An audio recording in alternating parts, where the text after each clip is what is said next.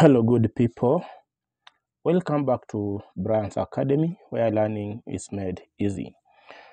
So, today's lesson, I want us to focus on Creative Art and Sport, Grade 9, Section B, which is allocated 70 marks. How do you handle questions in Section B? Or some teachers and learners have been asking me, how can you prepare for Creative Art paper? It's just simple. Have the knowledge of the categories of creative art and sport. If you have the categories, you have all it takes to score marks in this paper. Now, this section B, I'll be taking you through some of the questions and how to tackle them in case they appear in an exam. And each question will be trying to put it under the category that it is from. So, follow me, subscribe to this channel as we continue diving into the world of creative art and sport. Let's go direct to the first question under section B. So the question is talking about define color harmony in painting. Define color harmony in painting. You have been given 2 marks. So you can see the strand here is on painting, and painting is under visual art, something that is perceived by sight. When you paint, you will award marks for that learner through observation. You see how the painting is. So, what is color harmony? When you talk about color harmony, we are talking about how color works together to create a balance. How color works together to create a balance in a painting or in an artwork that has been painted. And remember, when we talk about color, we have different type of colors. We have primary colors, we have secondary colors, we have tertiary colors, we have analogous colors, and we have complementary colors. So those are colors that when you come up with them in an artwork, you can create color harmony. When you incorporate, maybe you are incorporating the analogous colors together with the complementary colors. There is that harmony that you will create.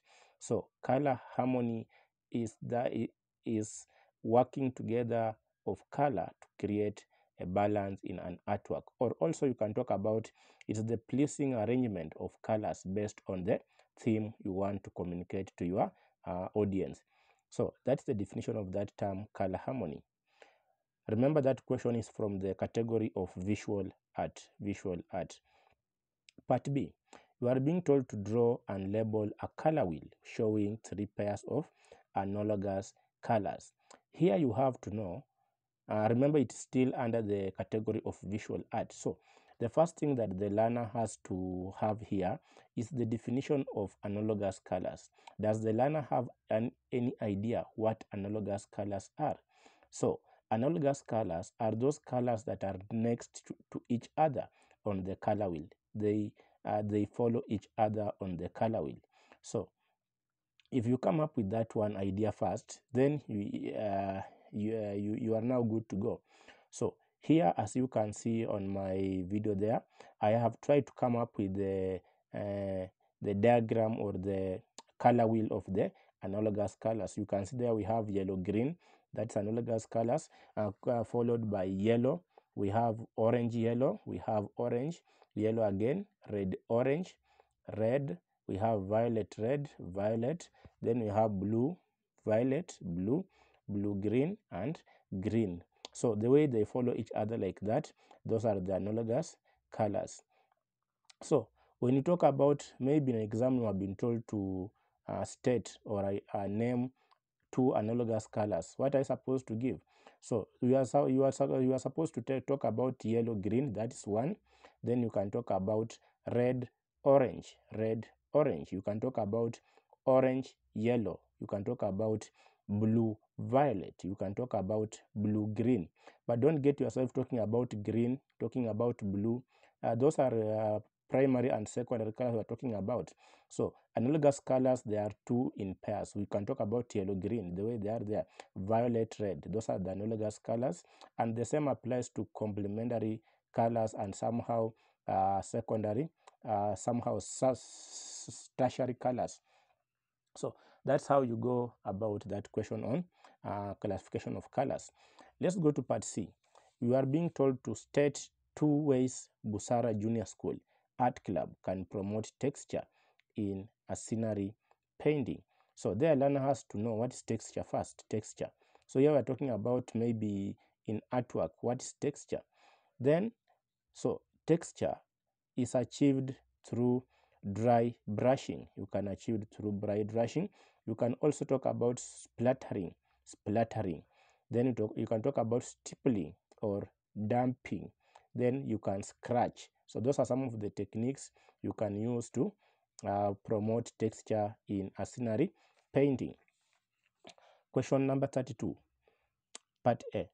Explain the effect of a dot on a knot duration. So this is knot extension, grade 9 work, knot extension, grade 9 work, where we will talk about use of dots and use of ties. So when we use a dot on a knot, maybe we are talking about a dotted minim, We all know that a minim has got two bits of a crochet. So when you put there a dot, that dot will take a half of that, the bits of that minim. So a half of 2 is 1. So that dot stands for 1 bit, which is 1 bit is always a crochet. So you find that a dot, the effect will be extending the duration of the knot by a half the value of knot bit. It extends the duration of the knot by a half the value of knot bit. So that's the effect of dot or tie on any knot. So there we have been told, part B, you have been told to compose a 4-bar rhythmic pattern in 4/4 time using a dotted crochet, quiver, and crochet. So here the first thing that the learner have to come up with is to have the idea of, are you using the staff or are you using just the bar lines without the staff? Because the question is open. There's nowhere we have been told to use either burst clef or treble clef. So I have gone ahead and used one of the way there. I have used the staff where I have drawn the bass, the treble clef. So we must have the 4 bars because it's a 4-bar rhythmic pattern. So as you can see, I have incorporated various knot, dotted crochet, I have used quiver, and I have used crochet. The time is 4/4, which means in each bar we are going to have 4 crochet beats. Remember, I have said this question is open. It's not closed. It's an open-ended question where a learner can draw the stuff, or a learner can just draw, write 4/4, then start writing the notes in each bar. So that's how you go on with that question. Let's go to part C. Write the F major scale on the treble staff, ascending and descending. Still grade 9 work here. So here we have been directed to use the bass, to use the treble staff, ascending and descending. Here the learner has to draw the staff first, and remember a staff has got 5 lines and 4 spaces, the way it is there on the video. After that, we have to come up with, now you have to draw the bass at the treble clef. You draw the treble clef, and it always starts on the second bottom line. That's where it starts. Then it goes up, it coils, it comes back. That's another point. Then the staff must end with the double bar line. It must end with the double bar line, the way it is there. So let's go. It's the F major. Remember, F major has 1 sharp. F major has got 1 flat. Sorry, it has got 1 flat, and that flat is on note B. It is found on note B. So If you can't construct the scale of F major, just comment on the under the comment section, and I will come to you so that we can construct that scale together. So the bottom line is E, then the second space, the first space is F. That's where we start from. As you can see, we go up to F, the top line. That's where we have F. That's where we have F.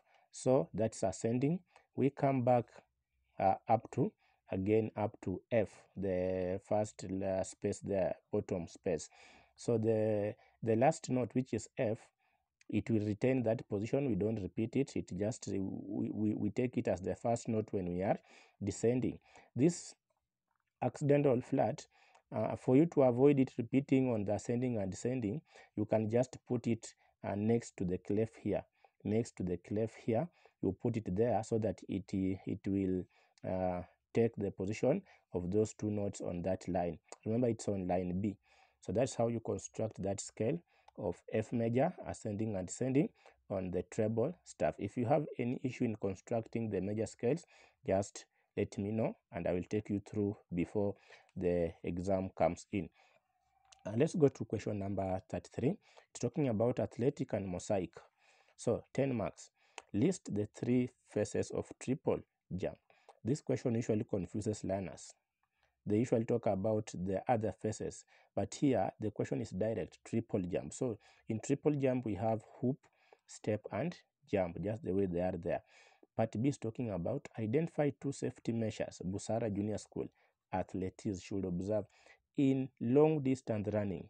You have to underline that word, long distance running. That's where some of the marking points comes from, because we have various races, and those various races, some of the safety measures, they differ. So here, learners, they have to warm up and cool down activities before and after the race. They have to perform warm up and cool down activities before and after the race. Those can be 2 points. You start with warm up. Learners have to perform warm up activities before the race. Another point, learners have to perform cool down activities after the race. Then also, learners have to wear appropriate footwear. Appropriate footwear. Then proper hydration. Remember, it's a long distance race, so you need your water count in your body is supposed to be sufficient to take you through the entire race. So proper hydration. Then also, you need to know your route. You need to know your route, the route that you are using. You have to be aware of it so that you don't get lost on the way. Then pace yourself. This is where we have pacing. Don't just start a race, then after 1 mile you are down. You have to pace yourself. Then run on a safe surface. So those are some of the safety measures you need to observe when participating in long distance races. There we have part C. It's talking about, I studied the mosaic diagram below. You can study it the way it is there. Then part 1 is talking about label any three key feature. Any three key feature there we can talk about, it's made of small pieces, that is tesserae. Then it is set into a surface. A surface must be there. Then it forms patterns or images. When you are creating mosaic, images must be there, which form some patterns. Then the work should be, or the artwork should be durable. So that's also a feature that the mosaic diagram has got.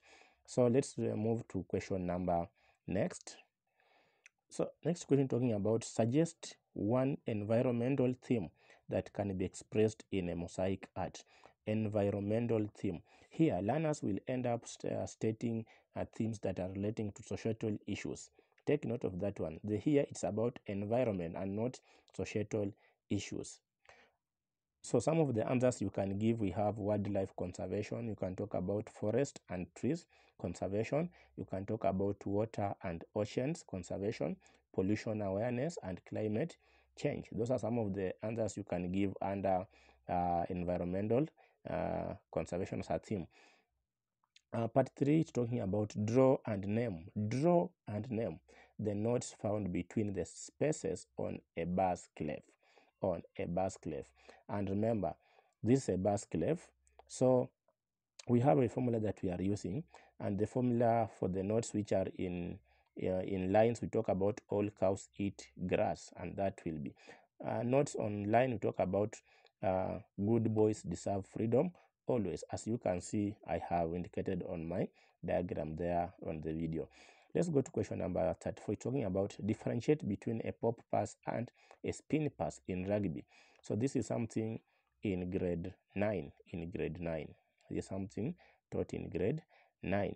So here, a pop pass, the ball is held with two hands and simply pushed up to a nearby teammate, while spin pass, ball is flicked with wrist, so it spirals around its axis. Then we have outlined two benefits of combining dribbling and passing in basketball. So you find that dribbling and passing keeps the defense guessing where the ball will go next. Also, it creates scoring space on the court, and it improves ball movement in the court. Question part C is talking about draw a simple basketball team logo for Busara Junior School and name any two design elements you have used. As you can see on my video there, I have drawn the Busara JS basketball logo. So some of the elements you can talk about color, you can talk about shape and typography. Those are some of the elements you can talk about there. Also, so let's go to question number 35, talking about describe the cold technique in pottery. So this is building a clay vessel by rolling long ropes of clay and stacking them in spiral, then joining and smoothing them. Part B is talking about give two ways learner can conserve the environment while sourcing clay. So the first one, avoid of extraction from one site and refill and restore dug areas. So those are some of the areas I was to check on, and on how to answer them in music and sport part. So if you have any question in creative art and sport that is giving you some problem in tackling it, let me know it through the comment section, and I will get back to you with the correct answer, so that you won't strain. Guesswork is not good when we are here to help. So let's help. We have a WhatsApp group for music, that's creative art and sport for the junior school, and mostly for CBC, CBE. So if you want to join, let me have your number under the comment section. We sail together. Thank you, and may God bless you.